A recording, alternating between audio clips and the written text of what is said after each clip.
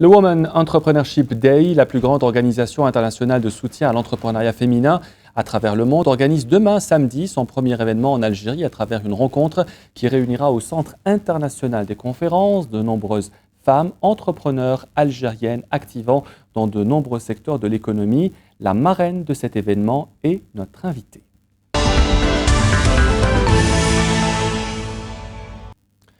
Yamina Belghiki, bonsoir. Bonsoir. Vous êtes la marraine du WED, vous êtes aussi ancienne ministre française chargée de la francophonie. Oui. Vous revenez souvent en Algérie, vous avez un lien fort avec ce pays, vous êtes d'origine algérienne. Pourquoi avez-vous accepté d'être la marraine du WED demain ? Déjà, on ne peut rien refuser à Leïla Akli, qui en est l'ambassadrice, mais qui est une femme de caractère, qui défend le WED. Elle s'occupe de l'entrepreneuriat au féminin, mais surtout parce que c'est une grande chaîne solidaire. On connaît, je pense, mon combat pour les femmes. Et il y a des choses magnifiques qui se passent en Algérie parce qu'elles sont, pour les femmes entrepreneurs, elles sont très actives, très présentes. Mais je pense qu'il y a encore beaucoup de choses à faire. Et la journée de demain est une grande journée de réseau aussi.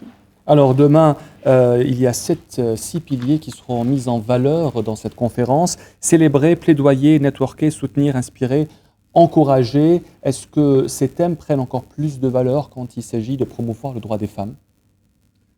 Oui, parce que nous sommes en manque de modèles, nous sommes en manque de femmes qui incarnent en tout cas l'entrepreneuriat. C'est ça qui est le plus difficile. Et je crois que les acquis des femmes ne seront définitivement jamais des acquis. Donc on doit être solidaire, très présente.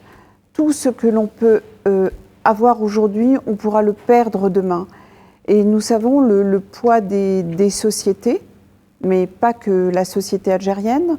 Je discutais tout à l'heure avec Leïla sur l'espace francophone. Il y a 70 États, mais une bonne partie de ces États, par exemple les filles, n'ont le droit d'aller à l'école que jusqu'à l'âge de 10 ans. Et tant que l'on ne changera pas, ce qui n'est pas le cas de l'Algérie, mais il y a encore beaucoup de travail. Il y a un environnement qui peut peser lourd, et puis il faut que la société, et là je reviens à la société algérienne ne peut pas s'amputer de la moitié de sa composante, parce qu'elle en a besoin. Je crois que l'avenir de l'Algérie est aussi entre les mains des femmes, et des femmes qui vont entreprendre. Et vous pensez que c'est difficile d'être femme chef d'entreprise en Algérie ? Alors déjà, femmes et chefs d'entreprise partout dans le monde, c'est difficile. Encore plus dans les sociétés comme les nôtres ? Plus, évidemment, on ne va pas, j'allais faire un vilain jeu de mots, se voiler la face, mais il est là et c'est une expression qui dit bien ce qu'elle dit, elle est employée partout. C'est très difficile parce que l'Algérie a eu dans son histoire une décennie noire qui on a rebattu les cartes au niveau des femmes. Il y a eu un avant et un après, il y a eu des acquis. Nous savons à quel point les balbutiements de l'indépendance, au lendemain de l'indépendance, le président Boumedienne a tout fait pour qu'il y ait une égalité réelle pour les femmes. Parce que les filles, comme les garçons, allaient à l'école. C'était obligatoire pour les deux. Mais cette égalité s'arrêtait à l'école. C'est pour ça, après, c'est la société. Que fait la société ? Le politique ne peut pas tout. C'est regarder la société, regarder la façon dont elle se profile dans le monde de demain. Et aujourd'hui, je pense que les femmes sont incontournables. Et aujourd'hui, quel regard portez-vous sur le droit des femmes en Algérie ? Elles sont un modèle, en tout cas, je viens de la France, en Europe. il y a un statut pour les femmes algériennes. On reconnaît leur résilience, leur force, leur place aussi dans le monde arabo-musulman. Mais elles sont aussi bloquées par une mutation de la société.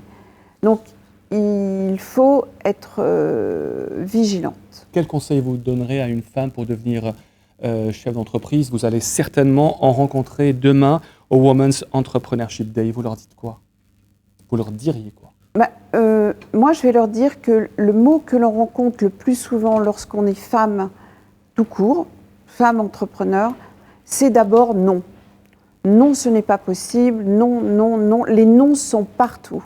Et il faut savoir transformer ce mot et se dire que, ah non, je décide que je démarre. Yamina Benguigui, vous êtes une metteur en scène, une réalisatrice très connue en Algérie, dans le Maghreb, principalement grâce à un superbe film documentaire qui avait fait le tour du monde, qui est Mémoire d'immigrés. Est-ce que votre vie a changé après ce film documentaire? Forcément, mais surtout, je vous parlais du non. Ce film a été pratiquement refusé par toutes les chaînes de télévision en France parce que c'était quelque chose de nouveau, c'était parler de nos parents qui étaient invisibles dans la société française. Ils vivaient dans le hors-champ de la France et ils étaient oubliés par l'Algérie. Il y a l'Algérie, mais il y a aussi les autres pays du Maghreb, et de les mettre dans la lumière, et puis surtout de pouvoir entendre cette mémoire. Ça, pour moi, c'était déjà énorme. Ça a été un grand changement pour moi. Et après, effectivement, que ce film fasse le tour du monde, ça, c'était inattendu. Donc, après, vous n'avez pas droit à l'erreur lorsque vous faites d'autres films. Vous avez été pendant près de 3 ans ministre française de la francophonie, nommée par le président français François Hollande. Est-ce que c'est un joli combat? Est-ce que c'est un combat important pour vous de faire porter la francophonie dans le monde? Oui, alors la francophonie, l'espace francophone, c'est un espace de 77 pays, comme je vous le disais en tout début de notre rencontre.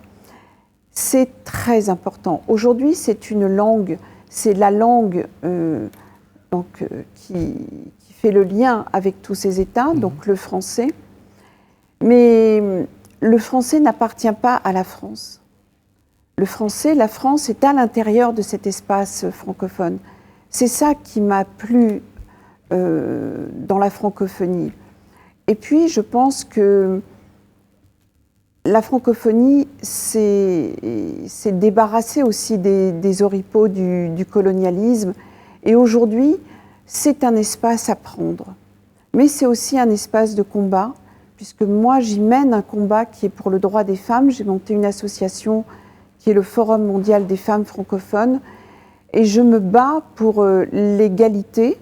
Je me bats aussi pour les violences faites aux femmes dans cet espace francophone, que ce soit en République démocratique du Congo, mais on l'a vu en Égypte, en Tunisie.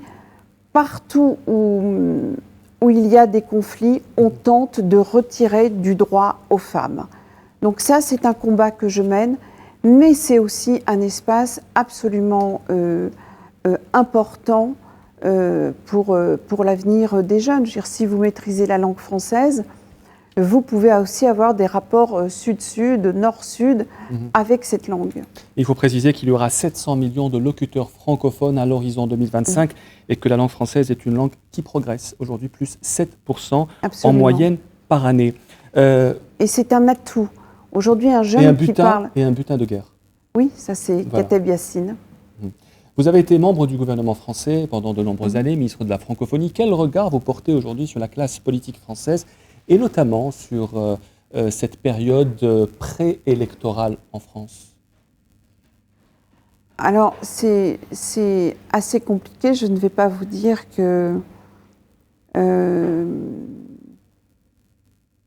tout se passe bien. Nous vivons en France, nous avons vécu une année terrible avec les attentats. Et il y a déperdition d'énergie. Il y a des choses qui sont en train de se passer. J'ai rarement vu, en tout cas, la France dans un repli identitaire aussi présent. Et quant aux hommes politiques, je pense qu'ils n'ont pas les mots pour dire. Nous avons vu la primaire, le combat des primaires. Je ne sais pas si vous avez trouvé quelqu'un qui vous a touché ou qui vous apporte un nouveau projet de vie. Moi, je n'en vois pas.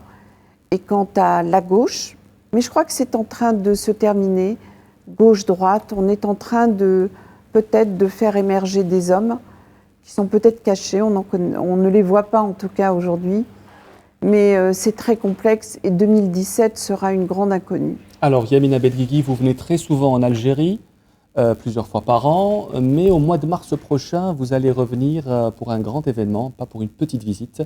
Je pense que vous avez une information en ce sens à nous donner.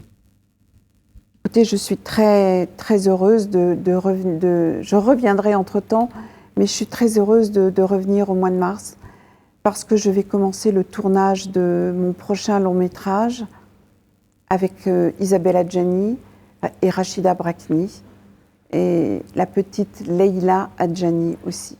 C'est un film donc. C'est un film qui parlera des femmes, qui racontera le parcours de 4 sœurs dans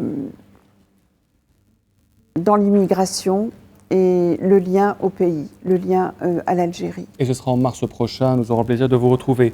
Merci beaucoup Yamina Benguigui d'avoir été notre invitée. Vous êtes réalisatrice, ancienne ministre de la francophonie, et vous êtes la marraine du WED, le Women Entrepreneurship Day, qui aura lieu demain à partir de 9h au CIC d'Alger. Merci d'être venue. J'espère qu'elles viendront nombreuses. On l'espère tous.